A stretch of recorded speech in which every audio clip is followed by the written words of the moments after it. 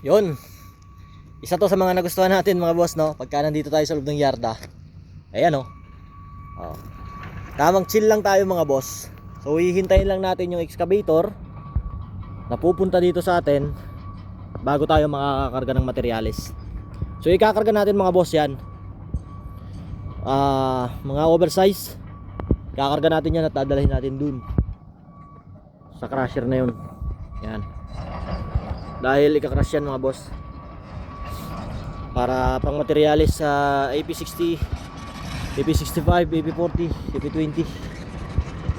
Yan o. So yan yung kinakuha namin dito. Yan yung unit na daladala natin, no? So ito yung napakaganda dito. Gawa ng hindi ka masyadong stress sa biyahe mga boss. Tamang maghihintay ka lang kung kailan magkakarga. So saka ka lang makakapag biyahe. So yun lang mga boss, no? Ingat-ingat tayo palagi. God bless.